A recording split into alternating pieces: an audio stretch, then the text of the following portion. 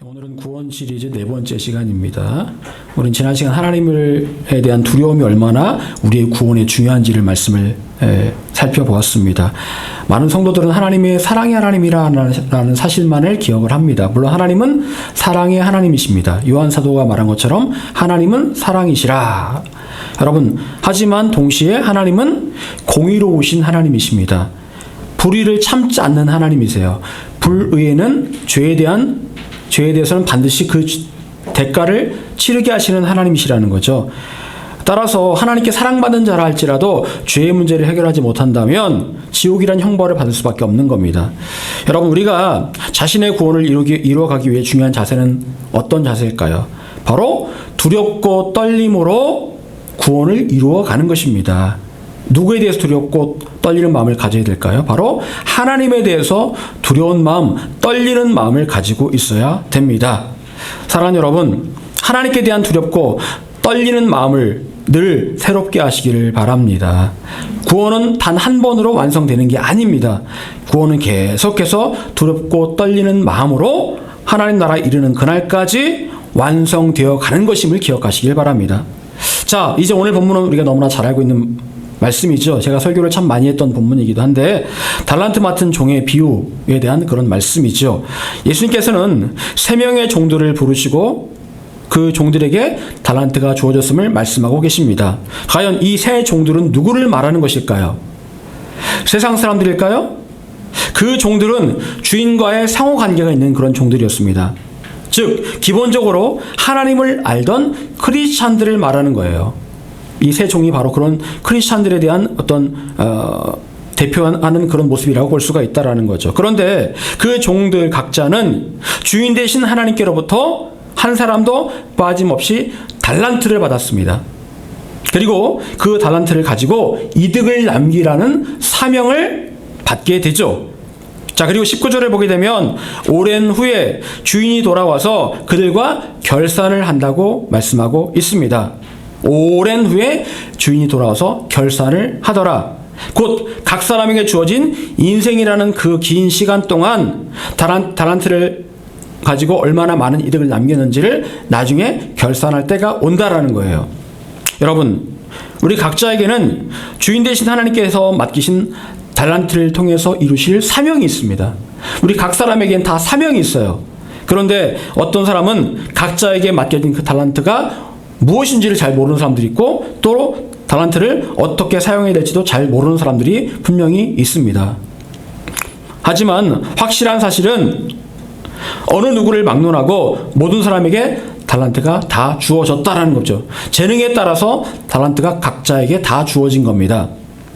저는 예수님 만나기 전까지는 이런 사실조차 모르고 살았습니다. 그저 저의 꿈은 공부 열심히 해서 좋은 대학 들어가고 좋은 직장 얻어서 그래서 남들만큼 잘 사는 것, 그것이 저의 꿈이었습니다. 하지만 제가 예수님을 처음 만나게 되었을 때 예수님께서는 저에게 제 인생을 통한 계획을 말씀해 주셨습니다. 그래서 저는 그때 인생을 바꿨습니다. 제 인생을 바꿨어요. 아, 내가 나의 욕심을 위해서, 나의 즐거움을 위해서 인생을 살 것이 아니라 하나님을 위해서 내 인생을 드려야 되겠구나 라는 생각을 제가 18살에 하게 되었습니다. 그리고 시간이 지나면서 달란트를 잘 몰랐는데 달란트가 점점 구체화되어 갔습니다. 그리고 어느 날 하나님께서 이 달란트를 어디에 쓸지를 말씀하셨습니다. 바로 이제 목회의 길이었죠. 사실은 저는 개인적으로는 목회자가 되고 싶은 마음이 전혀 없었습니다. 전혀 없었던 이유는 제가 생각할 때 저는 목회자로서 너무나 부족함을 느꼈기 때문에 저 같은 사람이 목회자가 되면 안 되겠다는 생각을 가지고 있었습니다. 그런데 하나님께서 저를 부르셨고 또 사용하고 계십니다. 많은 사람들은 자기가 살고 싶은 인생을 사는 것이 행복이라고 생각합니다. 내가 살고 싶은 인생, 그 인생을 살아가는 것이 행복이다라고 생각을 합니다. 하지만 그럼에도 불구하고 살면서 우리 안에 채워지지 않는 공허함이 있습니다. 여러분, 공허함을 느끼셨습니까? 뭔가 돈도 있고 나의 삶의 부족함도 없어 보이는데 뭔가 모를 공허함이 있다라는 거예요. 여러분, 우리나라 사람들에게 많은 그 질병 가운데 하나가 바로 이 우울증이라고 이야기를 하죠. 얼마 전에도 지난주에 그 뉴스를 보는데 미국의 그 최고의 미인이죠. 미스 USA가 자살을 했답니다. 변호사고 좋은 대학 나오고, 근데 흑인이긴 하지만 미국 사회에서 백인과 흑인을 통틀어서 모든 인종을 통틀어서 가장 예쁜 여자라고 이렇게 인정받은 사람이었는데 이 사람이 자살을 했답니다. 뭐 29층에 떨어졌다나 하여튼 자살을 했다는 거예요. 근데 그 이유가 우울증이었다라는 거예요. 모든 걸 다 가진 변호사에 또 미모를 다 가진 좋은 가정에 자란 사람이었는데 너무나 우울한 나머지 자살을 했답니다. 여러분, 누가 봐도 정말 부족함이 없는 사람처럼 보이지만 그 사람의 마음을 채울 수 없는 뭔가가 있다라는 거죠. 공허함인데, 영적인 공허함인데 그 영적인 공허함은 바로 하나님으로 인하지 않고는 채워지지 않는다라는 거예요. 여러분, 가장 훌륭한 인생, 가장 잘 사는 인생은 어떤 인생일까요? 그것은 곧 하나님께서 주신 달란트를 가지고 하나님께서 맡기신 일을 하는 것이 바로 가장 훌륭한 인생, 가장 잘 사는 인생입니다. 자, 그런데 오늘 본문을 보게 되면 3명의 종들 가운데 2명의 종은 주인께서 주신 그 달란트로 2배의 이윤을 남기는 삶을 살았지만 1명의 종은 달란트를 받았음에도 불구하고 주인의 뜻이 아닌 자기 뜻대로 사는 것을 보게 됩니다. 마지막 종은 달란트와 전혀 상관없이 내가 원하는 삶을 살아갑니다. 그리고 그 마지막 종은 그렇게 사는 것이 행복한 인생이라고 생각을 했습니다. 내 마음대로 사는 것, 그것이 행복한 거지. 하지만 여러분, 우리가 중요하게 생각해야 될 것이 있습니다. 아까도 제가 말씀을 드렸지만 19절 말씀을 보게 되면 반드시 내 인생에 대한 결산의 때가 온다라는 거예요. 내 인생 결산할 때가 온다. 결산한다. 최종적으로 모든 걸 계산해서 그 계산 결과에 따라서 책임을 묻는 날이 오게 된다라는 거예요. 얼마 전에 유명한 임플란트 회사의 직원이 회사의 돈 대부분을 횡령한 사건이 있었습니다. 수천억 원을 횡령을 했어요. 그 돈으로 금괴도 수백 개를 사고 처갓집에는 외제차 사주고 집도 져주고 그랬답니다. 그럼 과연 그 사람이 어떤 생각을 했을까요? 내가 이 횡령한 걸 아무도 모를 거야. 아무도 모를 거야. 그런데 그게 액수가 뭐 1억도 아니고 몇 천억을 횡령을 할 정도인데 그걸 누가 모르겠습니까? 반드시 결산의 때가 온다라는 겁니다. 그리고 그 결산의 때가 되었을 때 본인이 한 일에 대한 책임을 져야 될 때가 있다라는 거죠. 여러분, 예수님께서는 우리가 늘 이 결산의 때에 대해서 생각해야 된다라고 말씀하십니다. 그 결산의 때는 우리가 아버지 하나님 앞에서 심판을 받게 되는 날입니다. 그날에 우리 각자를 향한 하나님의 평가는 완전히 다를 수가 있습니다. 어떤 사람에게는 칭찬이, 어떤 사람에게는 책망과 그에 따른 처벌이 있게 될 수 있다는 거죠. 자, 그렇다면 주인 대신 하나님께 받은 달란트로 2배를 남긴 2명의 종들에게는 어떤 평가가 있게 되었을까요? 2명의 종들에게는 똑같은 평가가 있었습니다. 어떻게 평가하고 계십니까? 내가 적은 일에 충성하였음에 내가 많은 것을 맡기리니 내 주인의 즐거움에 참여할지어다. 많이 들어본 그런 말씀이죠. 여러분, 주인 대신 하나님께서는 우리에게 주어진 달란트로 2배를 남겼을 때 어떤 은혜를 주신다고 말씀하십니까? 주인의 즐거움에 참여하는 상을 주겠다. 주인의 즐거움에 참여하는 상을 주겠다. 여러분, 과연 주인 대신 하나님의 즐거움은 무엇을 의미하는 것일까요? 그 즐거움에 참여하는 그 상이란 무엇을 의미하는 것일까요? 여러분, 우리 물론 이 땅에서 즐거움과 행복을 느낄 때가 분명히 있습니다.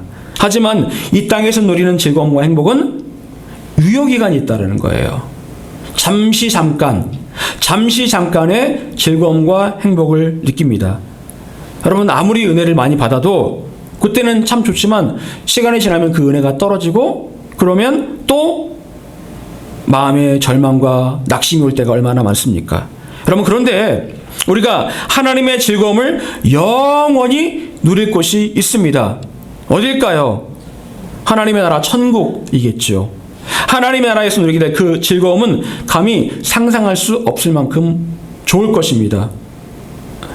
제가 간증을 듣는데 어떤 아이가 이렇게 갑자기 어떤 사고로 숨을 거두게 되었답니다. 숨을 거두게 되었는데 그 아이가 이제 숨을 거두기 전까지 이제 뭐 혼수 상태 뭐 이러고 이제 뭐 거의 사망이다라고 이랬는데 나중에 그 아이가 살아난 거예요.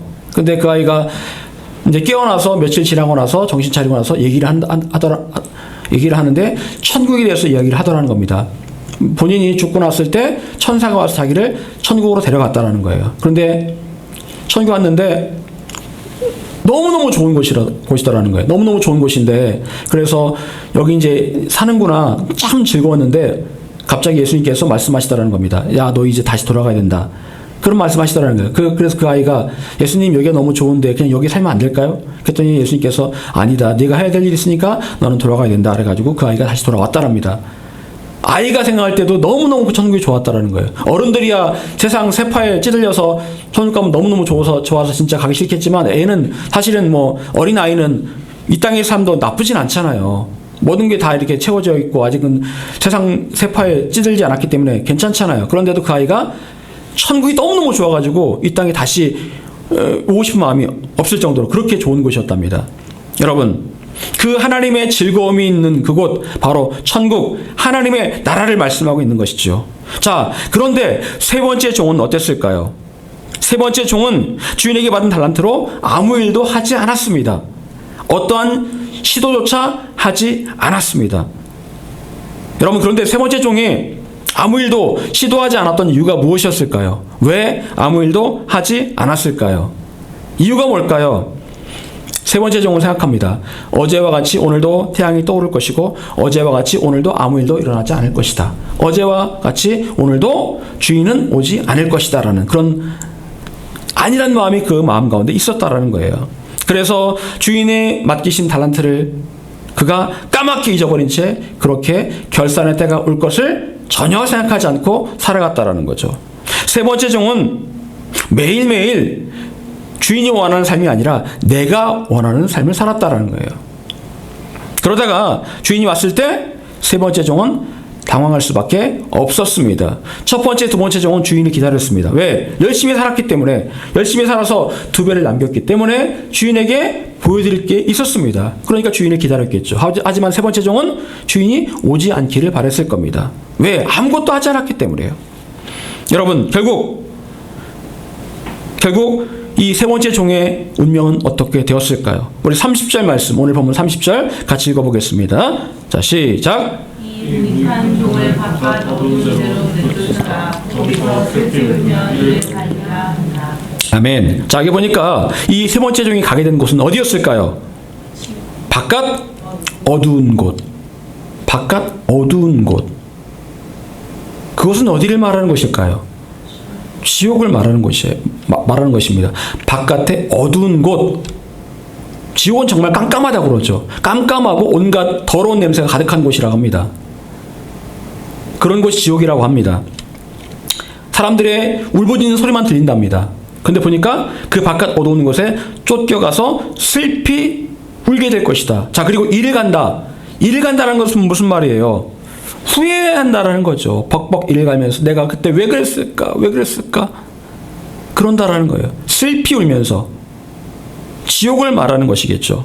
세 번째 종이 결국 갈 곳은 지옥이었다는 겁니다. 여러분, 결국 하나님의 즐거움에 참여하는 천국에 가는 것과 슬피 울며 바깥 어두운 곳에서 쫓겨나 이를 갈며 후회하는 인생의 궁극적인 차이점은 무엇일까요? 그것은 곧 하나님께서 맡기신 달란트를 통해서 내가 어떤 일을 했느냐에 달려 있다는 거죠. 달란트를 가지고 내가 어떤 일을 했느냐, 어떻게 이 달란트를 활용했느냐, 이거에 따라서 운명이 바뀌게 되었다는 겁니다. 칭찬받고 하나님 나라에 들어간 두 종은 받은 달란트로 주인 대신 하나님의 뜻을 따라 살았습니다. 하지만 책망받고 지옥에 가서 후회하게 될 종은 하나님께 받은 달란트로 하나님께서 원하시는 것이 무엇인지 전혀 관심도 없었고 오로지 자기 자신만을 위해 살았다. 하나님을 위해 살았느냐, 나 자신만을 위해 살았느냐, 바로 이 차이라는 거예요. 여러분, 하나님께서 여러분 각자에게 하나님을 하라고 주신 달란트가 무엇입니까? 분명히 있습니다. 눈에 띄는 어떤 대단한 무언가가 아니라 뭔가가 있어요. 눈에 띄지는 않지만 뭔가가 있을 겁니다. 여러분, 하나님께서 여러분에게 그 달란트를 주신 목적이 무엇일까요? 그 달란트를 통해서 여러분 자신을 위해 쓰라는 것이 아니라 하나님을 위해서 그 달란트를 쓰라는 겁니다. 하나님께서 맡기신 그 일을 위해서 그 달란트를 사용하라고 여러분에게 달란트를 맡기신 거예요. 그러나 안타깝게도 대부분의 사람들은 그 달란트로 인생에서 성공하고 출세하고 잘 먹고 잘 사는데 달란트를 사용합니다. 그것은 곧 자신의 인생에 대한 잘못된 생각을 가지고 있기 때문에 그래요. 여러분, 자, 그렇다면 우리는 어떻게 나에게 주어진 달란트로 하나님께서 원하시는 인생을 살아감으로 하나님의 즐거움이 있는 그곳, 그 하나님의 나라 천국에 갈 수가 있을까요? 첫 번째, 하나님께서 맡기신 일이라면 아무리 작은 일이라도 성실해야 됩니다. 하나님께서 맡기신 일이라면 아무리 작은 일이라 할지라도 성실해야 한다. 여러분, 주인 되신 하나님께서 첫째, 둘째 종을 칭찬하시면서 어떻게 말씀하셨습니까? 우리 21절 같이 다시 읽어보겠습니다. 21절. 자, 시작. 그 주인이 이르되 잘하였도다 착하고 충성되는구나. 내가 적은 일에 충성하였음에 내가 많은 것을 내게 맡기리니 내 주인의 즐거움에 참여할지어다. 아멘. 하나님께서는 첫째, 둘째 종에게 말씀하십니다. 어떤 일에 충성했다? 적은 일에 충성했다. 네가 적은 일에 충성했다. 여러분, 하나님께 맡기신 그 일들이 과연 적은 일일까요? 적은 일입니까? 큰 일입니까? 여러분, 우리는요, 우리 인생에 살아갈 때에 인생의 앞뒤 좌우 상황을 잘 모릅니다. 그래서 어떤 일에 대해서 겁먹고 두려워합니다. 잘 모르니까 그냥 어떤 일이 터지면 두려워합니다. 하지만 그 모든 사정을 아시는 하나님의 입장에서 우리가 겪는 일들은 아주 사소하고 작은 일들입니다. 우리가 볼 때는 큰 일처럼 느껴지지만 하나님 입장에서는 적은 일들이에요. 그런데 하나님께서 중요하게 보시는 것은 그 일이 우리에게 작든 크든 상관없이 우리가 하나님께서 나에게 맡기신 일들에 대해서 성실하게 원하신다는 거예요. 성실하게 원하신다는 겁니다. 마태복음 25장 40절에서 예수님께서 이렇게 말씀하십니다. 임금이 대답하여 이르시되 내가 진실로 너에게 이르노니 너희가 여기 내 형제 중에 지극히 작은 자 하나에게 한 것이 곧 내게 한 것이니라.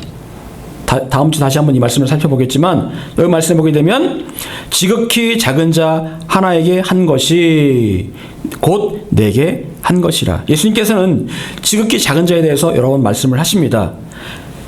세상적으로 볼 때 작은 자라 할지라도 지극히 작은 자라 할지라도 그 사람을 대할 때 최선을 다해서 대해야 하고 그렇게 하는 것이 예수님께 하는 것과 똑같다라고 말씀하십니다. 여러분, 저번에 살펴보았지만 거라사 지방에 예수님께 가신 이유가 뭘까요? 그 미친 한 사람을 위해서 가신 겁니다. 귀신 들린 그 한 사람을 위해 가신 거예요. 그 거라사 지방에 가셔서 다른 일을 한 게 없습니다. 오로지 그 한 사람을 구원하기 위해서 그곳에 가신 거예요. 그 작은 자, 아무도 돌보지 않는 자, 아무도 관심 갖지 않는 그 미친 한 사람을 위해서 예수님께서 그 거라사 지방에 가신 거예요. 세상적으로 생각한다면 사람들 많은 곳에 가서 많은 병자를 고치고 말씀 전하는 게 옳은 것 같잖아요. 그런데 예수님께서는 그 거라사 지방에 그 귀신 들린 그 한 사람이 그 당시에는 더 소중하게 생각되셨습니다. 그래서 그 한 사람을 위해서 그곳에 발걸음을 옮기신 거예요. 여러분, 예수님께서 삭개오의 집에 들어가신 이유가 뭘까요? 세리 삭개오, 아무도 중요하게 생각하지 않는 사람입니다. 죄인이고요. 더군다나 키도 작고 별 볼 일 없는 그런 사람이에요. 그런데 예수님께서는 그 삭개오를 부르시고 삭개오의 집에 들어가십니다. 그 작은 자 한 사람을 위해서 그곳에 들어가신 거예요. 여러분, 우리가 하나님의 일을 한다라는 것, 어떤 의미가 있는 것일까요? 위대한 전도자가 되어서 세계를 돌아다니면서 어떤 일을 한다? 그런 것일까요? 그런 일도 참 중요하겠죠. 선교사가 되어서 복음을 전하고 굉장히 중요한 일입니다. 목사가 되어서 뭐 이렇게 목회를 하는 것도 중요한 일이겠죠. 하지만 우리 각자에게 하나님께 원하시는 하나님의 일들은 아주 작은 일일 수 있습니다. 그 일들은 나의 주변의 사람들에게 나의 달란트로 그들에게 복음을 전하고 그들을 섬기는 일이 될 수 있다는 거예요. 또한 가정에서, 학교에서, 직장에서 작은 예수가 되어서 그리스도의 향기를 바라는 겁니다. 그리스도의 향기, 여러분 향기는 어때요? 눈에 보이지 않고 뭔가 확 와닿는 어떤 그런 것도 아니지만 은은하게 풍겨납니다. 굉장히 어떻게 보면 굉장히 작은 거죠. 하지만 그 향기를 맡는 사람들은 기분이 좋습니다. 그런 것처럼 나의 작은 모습을, 작은 섬김을 통해서 주변 사람들이 변화되는 것, 그것이 바로 하나님께서 우리에게 원하시는 모습이라는 거죠. 누가 알아주지 않아도 사소해 보이는 일이라 할지라도 그 일들을 통해서 하나님께서 원하시는 영혼 구원의 역사가 일어나고 있다면 그것은 지금 내가 하나님의 일을 하고 있는 거예요. 여러분, 예수님의 제자는 12명에 불과했습니다.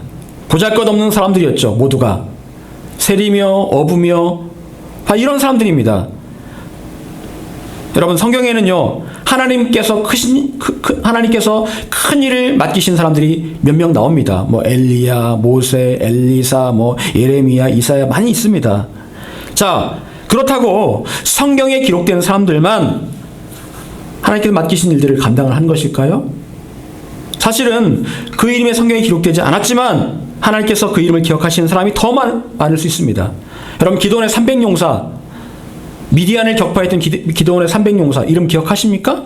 안 나와요, 성경에요. 그런데 그들을 통해서 미디안이 격파가 되었습니다. 바알에게 무릎 꿇지 않은 7,000명의 사람들 이름이 나와 있습니까? 안 나와 있어요.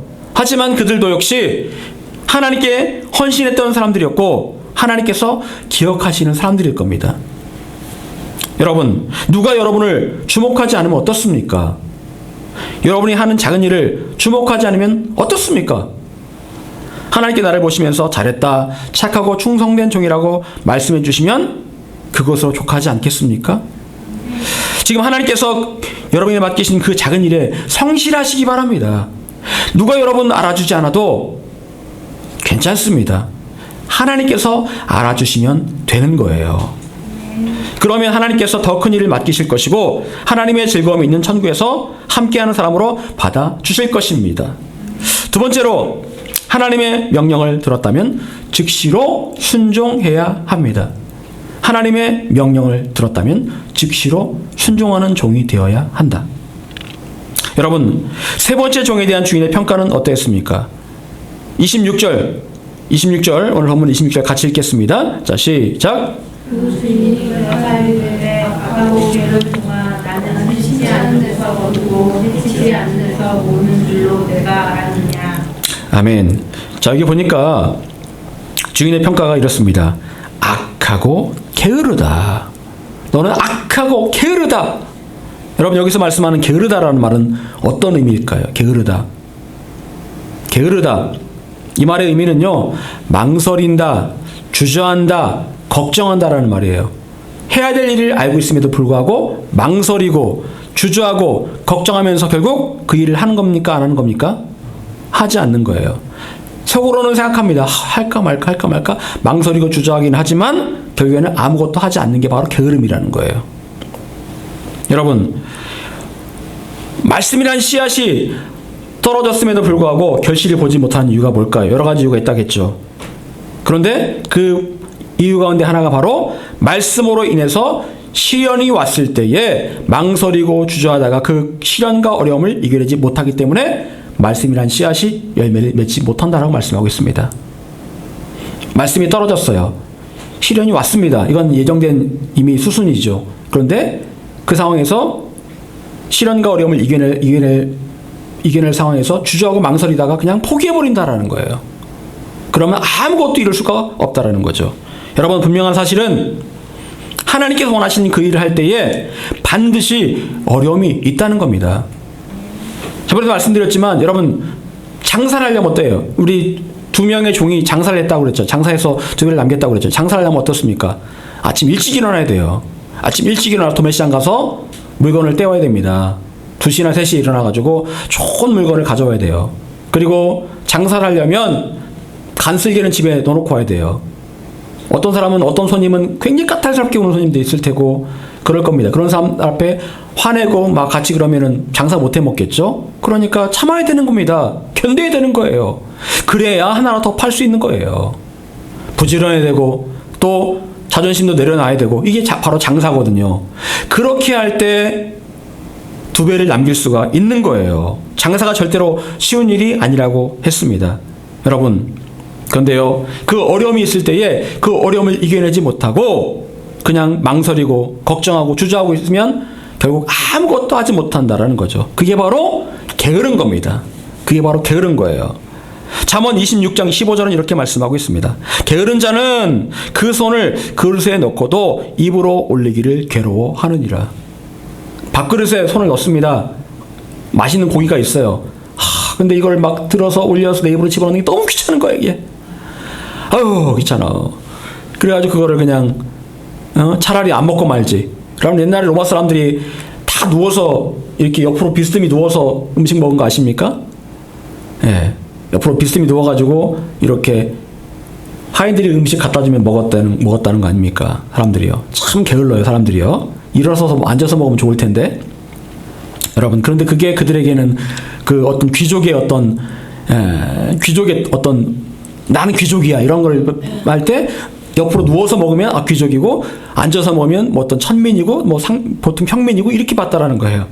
어쨌든요, 굉장히 게으른 사람이었죠. 여러분, 알면서도 하지 않는, 즉시로 해야 될 일을 하지 않는 사람이 바로 게으른 사람이에요. 알고는 있습니다, 뭔 일을 해야 될지는. 그런데 즉시로 하지 않고 망설이기만 하면 이 사람이 게으른 사람이라는 거죠. 결국 미루다가 아무것도 하지 않는 그런 결과가 벌어지게 되는 것이죠. 몰라서 못한다면 이해가 되겠지만 알고 있음에도 불구하고, 하나님 뜻이 무엇인지 알고 있음에도 불구하고 싫어서 귀찮아서 아무것도 하지 않는다면 결국 그 자리에 주저앉아서 아무것도 하지 못하는 그런 게으른 사람이 될 수밖에 없다는 거죠. 이 3번째 종은 알고 있었습니다. 주인의 뜻이 무엇인지 알고 있었어요. 그런데 그냥 내일 하지 뭐, 그냥 미루다가 그냥 아무것도 못하게 된 거예요. 여러분, 예수님께서는 겟세마네에서 제자들에게 시험에 들지 않게 깨어 기도하라고 말씀하셨습니다. 예수님께서는 제자들이 피곤한 줄 이미 알고 계셨습니다. 그리고 예수님께서도 하루 종일 사역하시느라 굉장히 피곤하셨어요. 그래도 예수님께서는 피곤을 무릅쓰고 기도하셨습니다. 어떻게 해서든지 피곤을 물리치면서 기도하기를 원하셨어요. 여러분, 하나님께서는 나에게 맡기신 그 일을 할 때